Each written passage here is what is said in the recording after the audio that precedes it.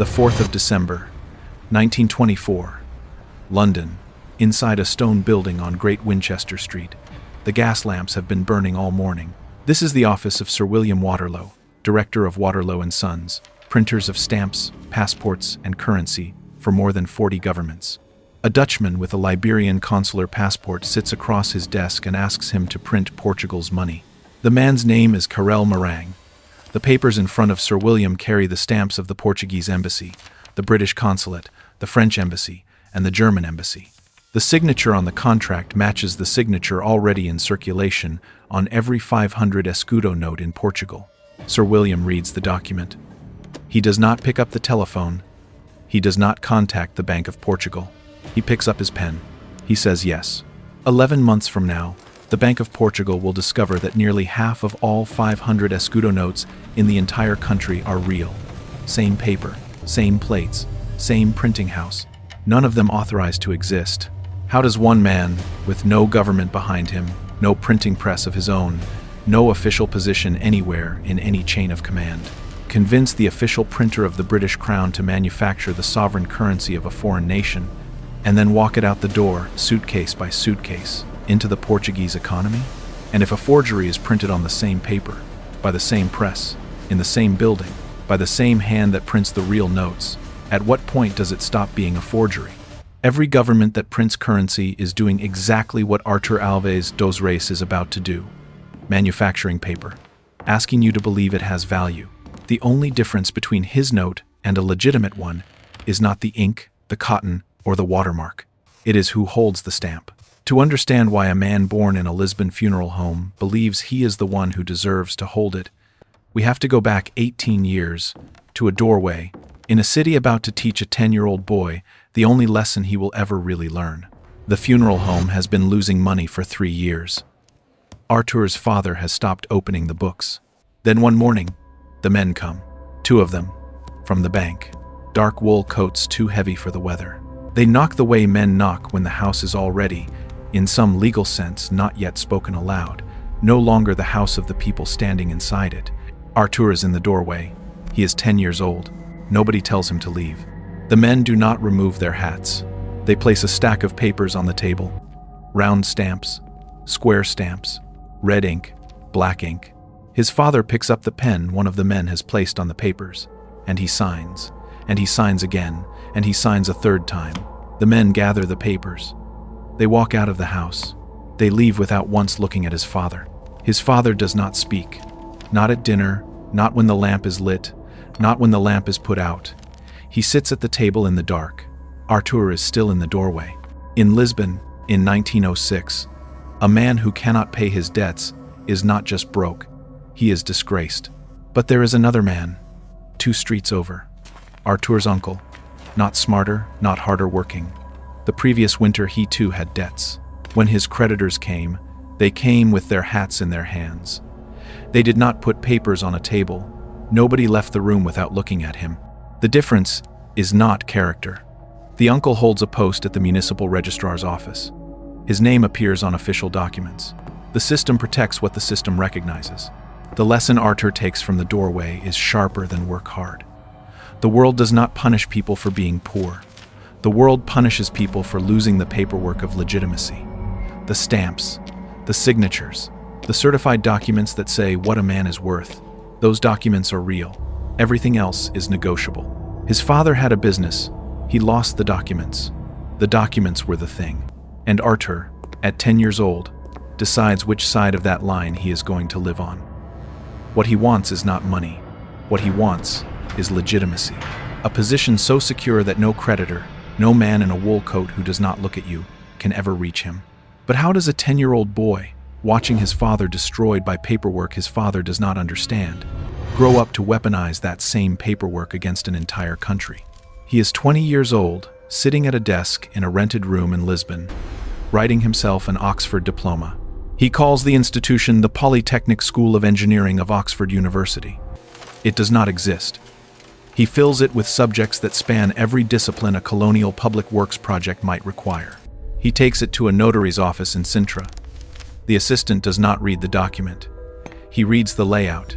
He reads the seal. He reads the form. not the content. He stamps it.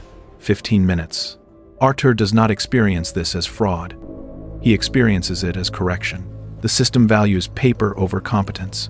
He has the competence. He is providing the paper the system requires. He sails to Luanda. Within months, he is the chief engineer of the Department of Public Works. And here is the strange thing. He is good at it. The diploma is false. The engineering instinct is real. He surveys routes through scrub forest where there are no roads. By 1918, his name appears in colonial correspondence as a reliable operator who delivers on time. But the work that shapes him is not the construction. It is the paperwork. To get a road approved, the file passes through 6 offices in sequence. 6 stamps. Miss one, and the chain restarts. For 6 years, Artur drowns in official paper. He learns the hierarchy of seals. He learns which offices read carefully and which offices rubber stamp. He learns that most of them rubber stamp. And then one afternoon in Luanda, he is approving a road that has not been built. The report on his desk says the road exists. He knows it does not. The route is still scrub forest with a single survey marker, but the report has 6 stamps on it. The Lisbon office that releases payment will read the stamps. They will not read the route. The stamp is more real than the road. He files this away. He knows the gap exists. He just does not know yet how big a gap a man can stand inside.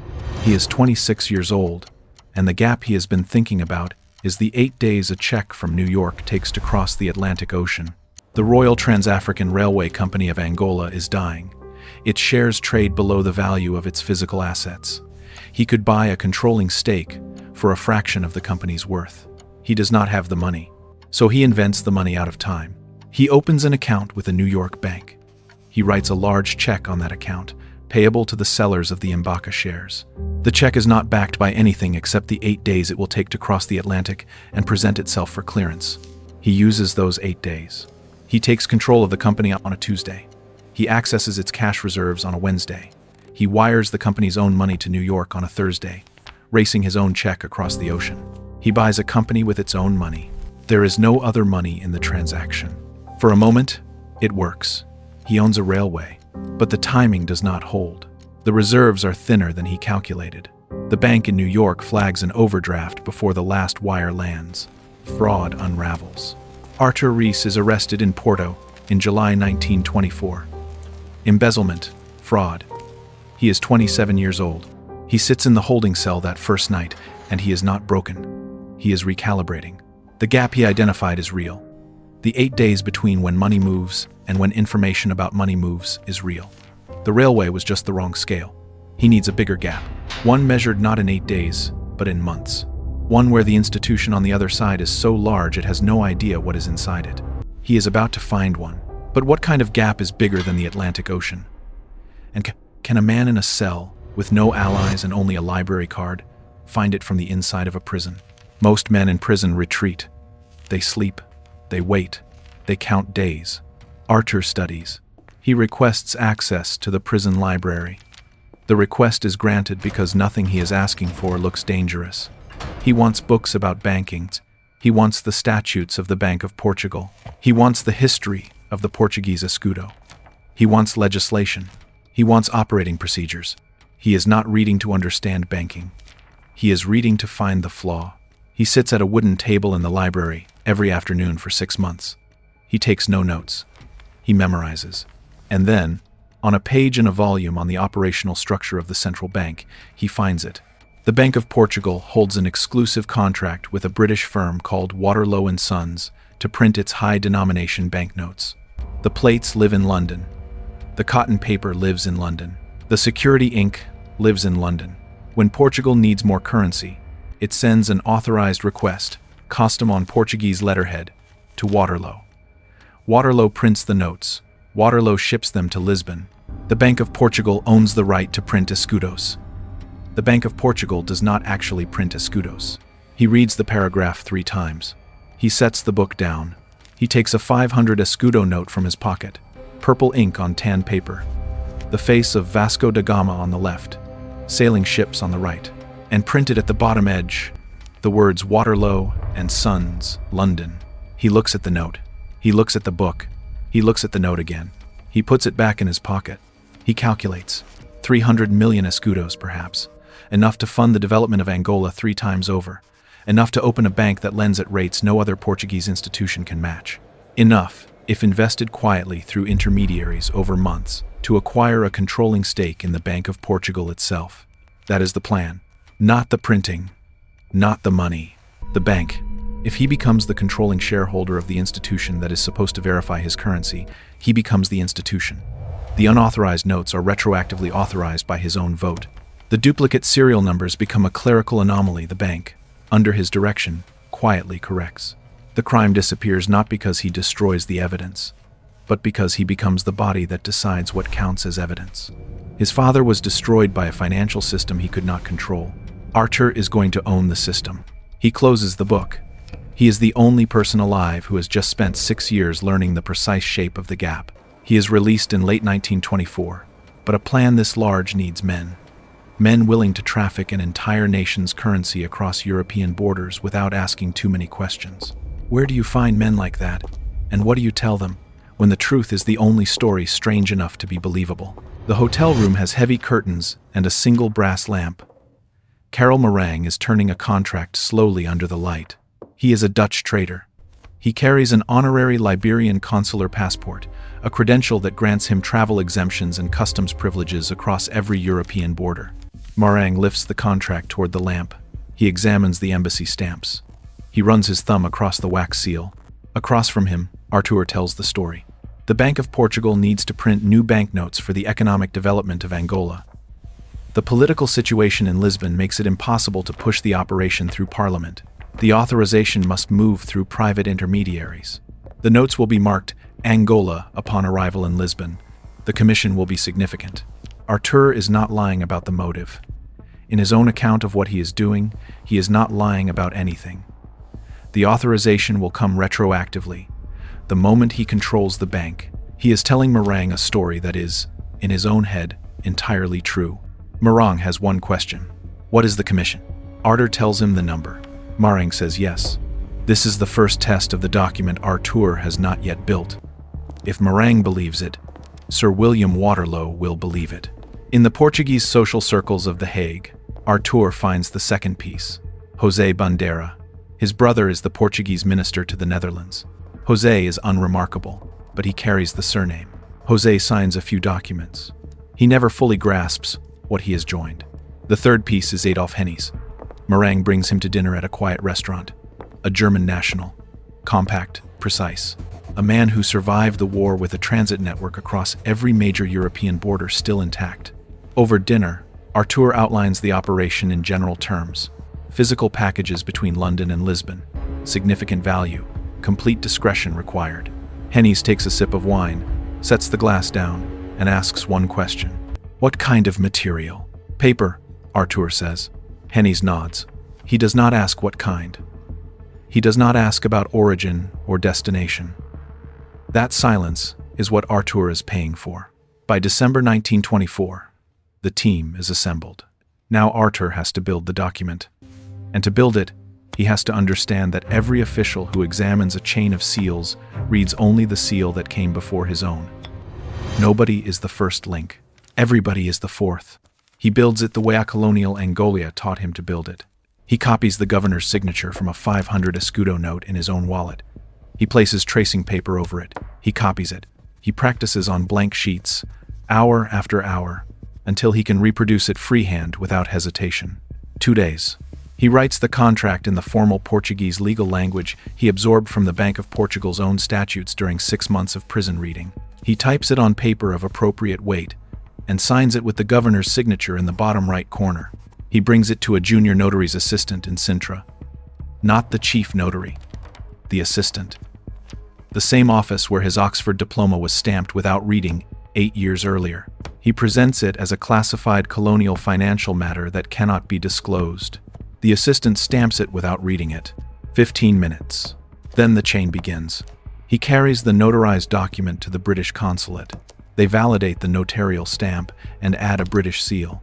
He carries it to the French embassy. They validate the British seal and add a French seal. He carries it to the German embassy. They validate the French seal and add a German seal. Each link reads only the link before it. Each link sees that someone has already validated the document. Each link assumes the previous link did the work the current link is choosing not to do. Nobody reads the document underneath. And then comes the move that researchers will later call the Frankenstein. He takes a razor blade. He cuts authentic official stamps from real government documents he accumulated over 6 years in colonial administration. Documents he has been hoarding for this without knowing this was what he was hoarding them for. He attaches them to the contract with sealing wax. The stamps are real. Only the paper beneath them is false. Every stamp is authentic. Every seal is authentic. Every signature in the validation chain is authentic. Only the underlying authorization is fiction. He has built a document more authoritative than most authentic documents. There is one more man left to convince. He is in London. He has been printing currency for empires for 40 years. And in 3 weeks, a Dutchman with a Liberian passport is going to walk into his office carrying the document Artur has just finished building. Carol Meringue arrives at the office of Waterlow and Sons in the late morning. Sir William Waterlow stands to greet him. Meringue explains. Portugal requires a confidential batch of 500 escudo notes for the economic development of its Angolan colony. The political situation in Lisbon demands discretion. The contract is between the Governor-General of Angola and the Bank of Portugal. The notes will be overprinted Angola upon arrival in Lisbon. He produces the documents. Sir William examines them. Portuguese embassy stamps, present. Notarial certification, present. British, French, and German consular validations, present in sequence, each one authenticating the seal beneath it. The signatures match the signatures already in circulation on every 500 escudo note Sir William has ever printed for Portugal. He does not contact the Bank of Portugal to confirm. He accepts the order. One obstacle remains: serial numbers. Waterlow cannot print new notes without assigning them numbers, and if they print numbers already in circulation, the duplication will surface. Artur's solution is almost elegant. He has Meringue provide a list of serial numbers taken from genuine notes in Artur's own pocket. He instructs Waterlow to print the new notes with these existing numbers, and explains that the new notes will receive an Angola overprint upon arrival in Lisbon. Waterlow accepts this. The presses start. Between February and November 1925, Waterlow and Sons produces 580,000 banknotes in the 500 Escudo Vasco da Gama series. The same paper, the same ink, the same original plates that produced the notes already in every wallet in Portugal. These notes are, in the only sense the financial system knows how to measure, completely real. Total face value, 290 million escudos, 3 million pounds sterling, nearly 1% of Portugal's gross domestic product, almost half of all 500 escudo notes in the country. Artur has not printed some money. He has nearly doubled the denomination. Now the money has to move, past every customs office in Europe, into the economy of a country whose central bank does not yet know it has been forged with its own paper. Liverpool Street Station is a commuter terminus. Carol Meringue walks in carrying 2 ordinary suitcases. He rents a locker. The suitcases contain freshly printed Portuguese sovereign currency, still smelling of Waterlow's ink. Then he crosses the channel.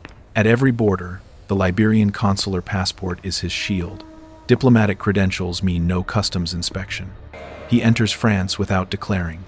He enters Spain without declaring. He enters Portugal without declaring, not once, not in any of the dozens of crossings he will make in the months to come. For larger shipments, José Bandeira uses the Portuguese diplomatic mail pouch, sealed under diplomatic convention. Sovereign currency enters Portugal as diplomatic correspondence. In June 1925, on Rua da Conceição in central Lisbon, a new bank opens, the Banco Angola e Metrópole, founded and directed by Artur Alves dos Reis. The stated capital comes from a Dutch consortium, a fiction assembled in The Hague the previous winter. In practice, it is the mechanism for converting 290 million escudos of unauthorized currency into circulating economic reality. The bank offers mortgage loans at rates 3 times lower than any established Portuguese institution. Credit in 1925.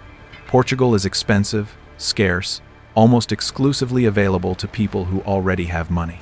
The Banco Angola e Metrópole offers it to everyone else. In Luanda, people speak of him as a savior, a Portuguese Cecil Rhodes. This is what he tells himself. He is not a thief.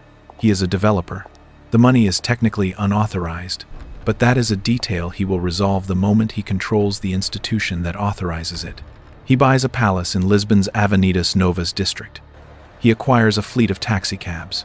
The Lisbon papers begin to call him the Menino de Ouro, the Golden Boy. He is 28 years old. He is performing wealth because performed wealth is the prerequisite for the next move. He is not finished. The plan has a final phase, designed in the prison library before he wrote a single word of the contract. Artur Alves begins, secretly, through layered intermediaries, purchasing shares in the Bank of Portugal itself. The bank has 45,000 voting shares. A controlling majority requires 22,501. By November 1925, he holds approximately 10,000. He needs 12,501 more. He has weeks, maybe less. Every share he buys brings him closer to the exit and makes him more visible. The palace in the Avenidas Novas has tall windows and morning light that falls in long rectangles across the parquet floor. Artur sits at a writing desk. There are 2 envelopes in front of him. The first is a letter from a young engineer in Luanda. The man writes to thank Artur for funding a clean water project in the southern districts. Children who used to walk 3 kilometers to a well are now drinking from a tap in their own neighborhood. The engineer signs the letter with a phrase that catches in Artur's chest: Savior of the colony. The second envelope contains a Lisbon newspaper, open to the first article anyone has ever published about the Banco Angola e Metropole. The headline reads, "A new bank, a suspicious capital base." The reporter from Waterlow has been watching for months. The bank is new. It lends at rates established banks cannot match. That is not how banks work, the article notes. That is how banks fail. The same morning, the same man. 2 views of him that cannot both be true. He sits at the desk, and for the first time since he set the book down in the prison library, he understands that he is no longer ahead of the timeline. The timeline is ahead of him. He pours brandy. He does not drink it. He looks at the share certificates on the desk. 10,000 of them. He thinks about stopping. He has more money than his father saw in a lifetime. He has a palace. He has a bank. He has everything except the only thing that has ever mattered to him. He cannot stop. That same morning, in the offices of Waterlow, the reporters are pulling threads. They have discovered that Adolf Hennies has murky connections to intelligence circles. In the paranoid atmosphere of 1920s, Portugal, this generates a dangerous suspicion that a foreign power is attempting to seize Portuguese colonial assets through a private bank front. The story is wrong about the motive. It is right about the mechanism. Artur increases his acquisition rate. More brokers, more layers. By the first week of November, he holds 15,000 shares. He needs 7,501 more. The volume itself is now visible. An intermediary reports back that someone inside the Bank of Portugal has been asking which parties recently acquired large blocks of its shares. Artur does not slow down. There is a cashier in Porto who has not been paid to notice anything unusual. But he is about to. The currency exchange on Rua de Santa Catarina smells of cigarette smoke and damp wool. It is late afternoon, and the cashier has been handling banknotes all day. He is not paying attention to this one. Not really. It is a 500 escudo note. Purple and black ink on tan paper. Vasco da Gama on the left. Sailing ships on the right. Printed by Waterlow and Sons, London. A beautiful note. He has a second note in his other hand. Same denomination, same portrait, same printing house. Same serial number. He stops.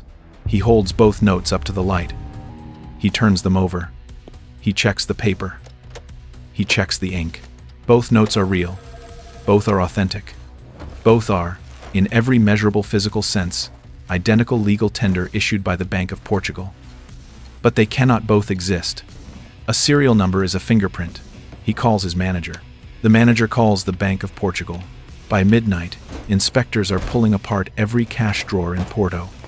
By morning, they have found hundreds of duplicates.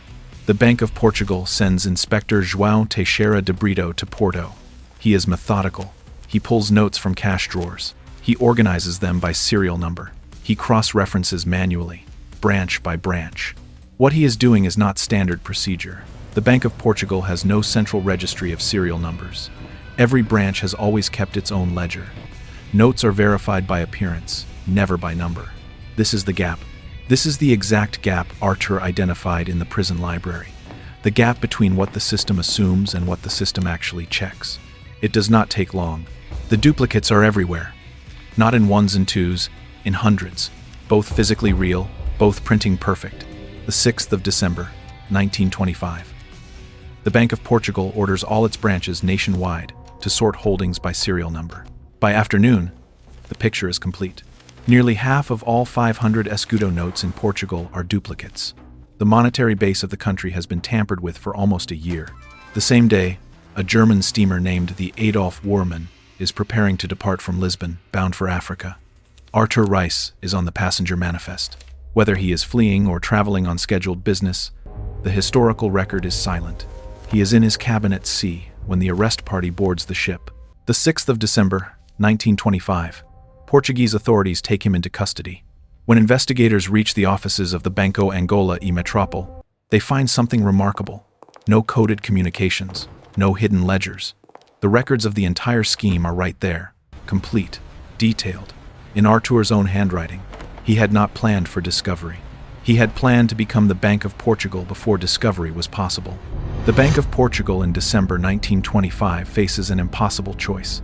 Declare the duplicate notes counterfeit, and every ordinary Portuguese citizen who holds one loses their savings. The population riots. The First Republic does not survive the week. Declare the notes valid. And the bank absorbs 290 million escudos of unauthorized debt and requires an immediate government rescue. It chooses the second option. All 500 escudo notes are withdrawn from circulation. Queues form outside every bank in Lisbon before the doors open. The Bank of Portugal sues Waterlow and Sons in the British courts. Britain's highest court rules in 1932, a banknote is a promise. Honor a fake one with a real one, and it costs real money. Damages of £610,000. The reputation of Waterlow and Sons, 40 years of printing for empires, is gone. The firm is absorbed by a competitor in 1961. Portugal's government was already collapsing before the duplicates were found. 45 governments in 16 years. A currency nobody trusted. Then one man secretly printed nearly half of its most valuable banknote, and nobody noticed for almost a year. A government that cannot protect its own money, cannot govern. 6 months after the arrest, a military coup. The officers cast around for a finance minister who can stabilize the currency. They find a quiet professor of economics at the University of Coimbra. His name is Antonio de Oliveira Salazar. He never leaves. His regime lasts 41 years. Artur Reis is convicted in 1930. He serves 15 years. He gets out in 1945 into a country ruled by the dictatorship his scheme helped install. He spends his final decade in a small apartment in Lisbon, broke and forgotten. A man who once owned a palace, a fleet of taxis, a bank, and was 12,501 shares short of owning the system that defined what those things were worth. He dies in 1955. He had wanted to own the system. Instead, he broke it. Something worse moved into the gap. He did not steal Portugal's money. He made it. The only thing missing was the permission. The cotton was real. The ink was real. The plates were real. The press was real. The hand of the printer was the same hand that had printed the legitimate notes. It was who held the stamp. He was 12,501 shares short of being the man who held it. Today, central banks print currency by typing numbers on a screen. Same paper crisis. Same legitimacy crisis. Just a different stamp. The next time someone finds the gap, they will not need a printing press.